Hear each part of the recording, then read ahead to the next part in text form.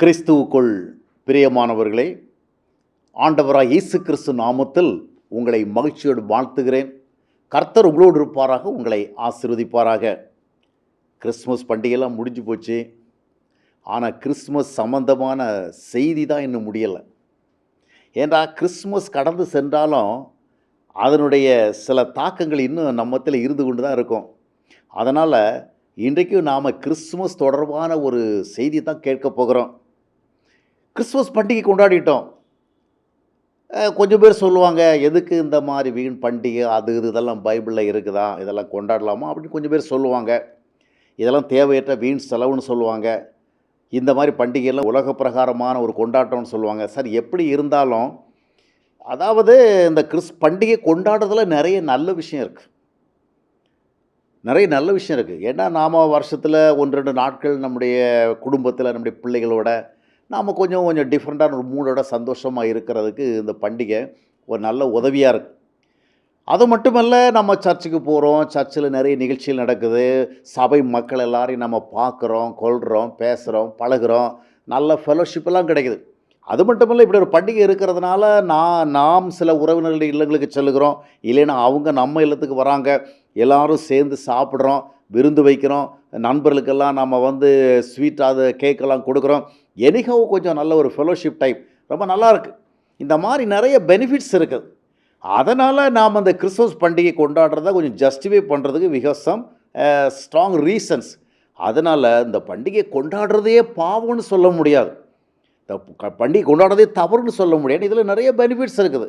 நாம் சில நாட்களில் சந்தோஷமாக இருக்க, பலரோடு பேச பழக, ஒரு நல்ல ஒரு ஐக்கியத்தை அனுபவிக்கிறோம். எல்லாம் நல்லது. அதே நேரத்தில் ஒன்றை புரிஞ்சிக்கணும், இவையெல்லாம் நல்லவைகள் தான், நல்ல விஷயங்கள் தான். ஆனால் இது ஆண்டவரோடு சம்பந்தப்பட்ட ஒரு விஷயம், இது கிறிஸ்துவோடு சம்பந்தப்பட்ட ஒரு விஷயம், இது ஆண்டவருடைய ஒரு நோக்கத்தோடு சம்பந்தப்பட்ட ஒரு விஷயம், இது தேவனுடைய திட்டத்தோடு சம்பந்தப்பட்ட விஷயம். பாவிகளை ரட்சிக்கிறதுக்காகத்தான் இயேசு கிறிஸ்து இந்த பூமியில் மனுஷனாக பிறந்தார். ஒரு மானிடர் மத்தியில் மனிதர்களுக்கு செய்ய வேண்டிய ஒரு நல்லதை செய்கிறதுக்காக அவரும் மானிடர் ஆனார். எதற்கு? மனிதன் பாவம் என்கிற அடிமைத்தனத்தில் இருக்கிறபடியினாலே அவனை பலவிதமான தவறான சுபாவங்களும், தவறான பழக்க வழக்கங்களும், தவறான மனநிலைகளும் ஆட்கொண்டு அவன் இந்த உலகத்தில் ஒரு சரியான மனிதனாக வாழவில்லை. அதனுடைய விளைவாக அவனுக்கு நித்திய வாழ்வு கிடைப்பதற்கான வாய்ப்பு போகிறது. அப்படிப்பட்ட ஒரு மனிதனுக்கு உதவும்படியாக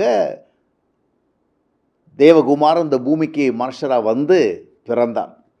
அப்போது அந்த நோக்கம் என்னவென்று சொன்னால், மனிதர்கள் ஆண்டவரிடத்திலிருந்து ஒரு மிகப்பெரிய ஒரு கிரேட் பெனிஃபிட், அந்த மிகப்பெரிய நன்மையை பண்ணணும். அந்த நன்மை தான் ரட்சிப்பு. அதைத்தான் எபிரேயர் 2:4 சொல்லுகிறது. இவ்வளோ பெரிதான ரட்சிப்பை குறித்து நீங்கள் கவலைப்படாமல் இருந்தால் தண்டனைக்கு எப்படி தப்பித்து கொள்ளும்? அப்போது நாம் ஆண்டவர் மூலமாக வருகிற மிகப்பெரிய நன்மைன்னு ஒன்று இருக்குது. அந்த நன்மையை பெற்றுக்கொண்டு ரட்சிக்கப்பட்டு பாவத்தை மேற்கொண்டு பரிசுத்தமாக வாழ்ந்து சாட்சி ஜீவிதம் செய்து சமாதானத்தோடு சந்தோஷத்தோடு ஆண்டவருக்கு சாட்சியாக இந்த உலகத்தில் வித்தியாசமான, வேறுபாடான, விவேகமான, மேன்மையான மக்களாக வாழ்ந்து கொண்டு இந்த மாதிரி பண்டிகை கொண்டாடினா ரொம்ப நல்ல விஷயந்தான். பண்டிகை கொண்டாடுறதுலேயே நிறைய நன்மை இருக்குது, இல்லைன்னு சொல்ல. ஆனால் அடைய வேண்டிய நன்மை அடையாமல் நாம் வேறு எந்த நன்மைகளை அடைந்தாலும் அது ஆண்டவருடைய பார்வையில் குப்பையாகிவிடும். அதுதான் பிரச்சனை. நம்முடைய கோணத்திலிருந்து இதில் நிறைய நல்ல விஷயம் இருக்குது, தப்பு கிடையாது. நாம் எல்லாரும் ஒருவர் சந்தித்தோம், பார்த்தோம், பேசினோம், பழகினோம், ஒன்றாக உட்கார்ந்து சாப்பிட்டோம், புத்தாடை அணிந்து கொண்டு கொஞ்சம் புது பொலிவோடு 2-3 நாட்கள் நல்ல விதமாக இருந்து, இதில் ஒன்றும் தவறு கிடையாது. ஆனால் அடைய வேண்டிய மிகப்பெரிய நன்மை அடையாமல் இந்த உலகத்தில் சில அரைகுறை நன்மைகளையே பார்த்து அதனுடைய அடிப்படையிலே நாம் இது போன்ற பண்டிகைகளை நியாயப்படுத்துவோம் என்று சொன்னால் அது ஆண்டவருடைய பார்வையிலே பிரியமாக இராது. எனவே நாம் அடைய வேண்டிய மிகப்பெரிய ஆசீர்வாதம் என்ன, நன்மை என்ன? கிறிஸ்துவினால் ஒரு பண்டிகை கொண்டாட்டம் அல்ல, பண்டிகை கொண்டாடி பலகாரம் சாப்பிட்டு பலரோடு நாம் விருந்து உண்கிற அந்த சந்தோஷம் அல்ல, இதை விட பெருசு இருக்குது. அதை பெற்றுக்கொண்டு இதையெல்லாம் செய்தால் அது நமக்கு நல்லது, ஆண்டுடைய பார்வையில் மகிமையாக இருக்கும். இல்லை என்றால் அது ஆண்டுடைய பார்வையிலே குப்பை.